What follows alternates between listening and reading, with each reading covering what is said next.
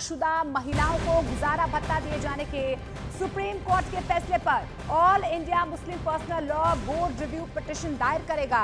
All India Muslim personal law board ने supreme court के फैसले को शरिया कानून में दखल करार दिया है।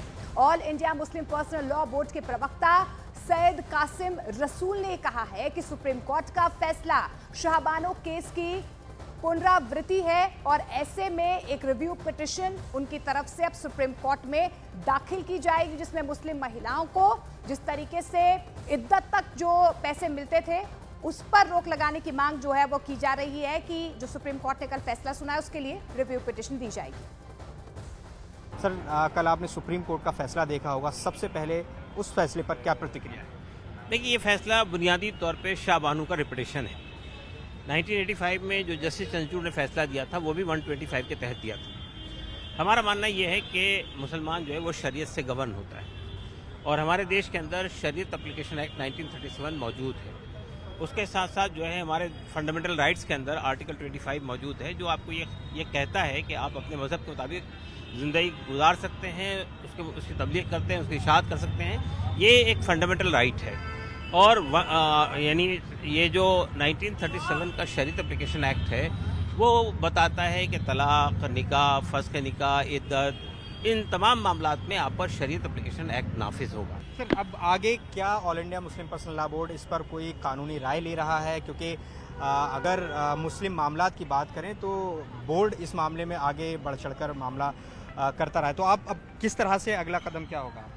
देखिए, अगला कदम बुनियादी तौर पे यह है कि हमने हमारी जो लीगल कमेटी है उसके हवाले किया है कि इस मसले पर हमारे लिए कोर्स ऑफ एक्शन क्या अवेलेबल है। तो लीगल कमेटी जो भी मशवरा देगी उसकी रोशनी में बोर्ड की मजलिस आमला वर्किंग कमेटी बैठकर ये फैसला करेगी कि हमारा अगला कदम क्या होगा। हो सकता है कि हमारी लीगल कमेटी का ये फैसला हो कि हमको रिव्यू पिटीशन में जाना चाहिए, इसका भी इम्कान है, हम जा सकते हैं। इसका भी इम्कान है कि ये बात आए हमारी लीगल कमेटी की तरफ से कि ये जो 1986 का जो कानून बना था शाहबानो के रद्द में, तो उस कानून में कुछ ऐसे प्रोविजंस पैदा किए जाएं कि जिस इस तरह के फैसले ना आ सकें। तो सुप्रीम कोर्ट के तलाकशुदा मुस्लिम महिलाओं को गुजारा भत्ता दिए जाने के फैसले के बाद जमीयत उलमाए हिंद हरकत में आ गया है और आज इस फैसले पर चर्चा करने के बाद जमीयत उलमाए हिंद के अध्यक्ष मौलाना अरशद मदनी ने लीगल टीम की बैठक बुलाई है। इस बैठक में सुप्रीम कोर्ट के फैसले का अध्ययन किया जाएगा। लीगल टीम की बैठक के बाद जमीयत उलमाए हिंद के अध्यक्ष मौलाना अरशद मदनी इस मुद्दे पर अपना पक्ष भी रखेंगे। सुप्रीम कोर्ट ने 10 जुलाई को ऐतिहासिक फैसला देते हुए कहा था कि अब तलाकशुदा मुस्लिम महिलाएं भी पति से गुजारा भत्ता की मांग कर सकती हैं। सुप्रीम कोर्ट ने कहा कि यह कानून हर धर्म की महिला के लिए है और तलाकशुदा मुस्लिम महिलाएं भी सीआरपीसी की धारा 125 के तहत अपने पति से गुजारा भत्ता मांग सकती हैं। वहीं सुप्रीम कोर्ट के फैसले पर मुस्लिम महिलाओं ने भी खुशी जाहिर की है, सुनिए।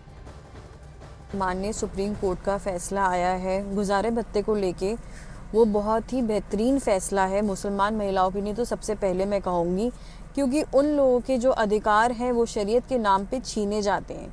जैसे गुजारा भत्ता है, वो कहते हैं कि इस औरत से हमारा रिश्ता नहीं है, हमारे साथ रह नहीं रही है, तो हम इसका गुजारा भत्ता क्यों देंगे। तो मुझे लगता है कि सबसे ज़्यादा ज़रूरी था हम जैसे मुसलमान औरतों के लिए, क्योंकि जिन्हें हर बात पे शरीयत का नाम ले लेके परेशान किया जाता है, कोर्टों में परेशान करा जाता है कि नहीं हमारी शरीयत में मुस्लिम लॉ जिसे कहते हैं उसमें अपनी शरीयत प्लस करके चलते। हम बहराइच के रहने वाले हैं। मेरी शादी को 3 साल हुए थे। मेरी 2 महीने की एक बेटी है और मेरे शौहर ने मुझे मारा पीटा और घर से बाहर निकाल दिया।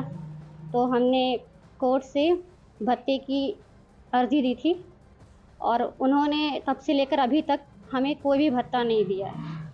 तो हम चाहते हैं, हम कोर्ट के ऑर्डर का स्वागत करते हैं और हम चाहते हैं जल्दी से जल्दी हमको वो भत्ता मिल जाए। तो मुस्लिम तलाकशुदा महिलाएं इस फैसले का स्वागत कर रही हैं, तो उधर मुस्लिम महिलाओं के लिए गुजारा भत्ता का अधिकार देने के फैसले पर मुस्लिम संगठन के कई लोगों ने एतराज जाहिर किया है। कुरान ये कहता है कि इस्लामिक तलाक के बाद गुजारे भत्ते का कोई वजूद नहीं है। तो सुप्रीम कोर्ट को ऐसा फैसला देने से पहले कम अज़ कम मुफ्तियान कराम से या इस्लामिक स्कॉलर से रुजू करना चाहिए था। मेंटेनेंस लेने के कारण वो कनेक्टिविटी, वो ताल्लुक बना रहता है।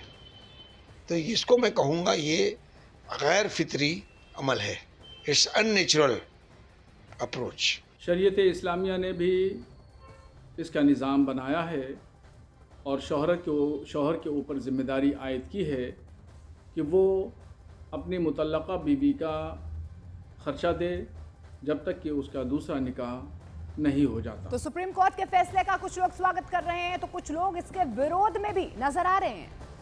बहुत अच्छी बात है, क्योंकि जो समस्या अन्य किसी कारणों से समाधान नहीं होता है उसे सीधे कोर्ट के यहाँ जाना पड़ता है और कोर्ट के जो आदेश होते हैं वही सर्वमान्य होता है। इसलिए धारा 25 के अंतर्गत जिस प्रकार से कोर्ट ने आदेश दिया है कि महिलाओं को गुजारा भत्ता अधिकार है, मिलेगा उनको, और उसी के साथ साथ यह भी कह दिया है कि जो मुस्लिम महिलाएं हैं, तलाकशुदा महिलाएं हैं, उनको भी यह गुजारा भत्ता मिलेगा। यह बहुत अच्छी बात है।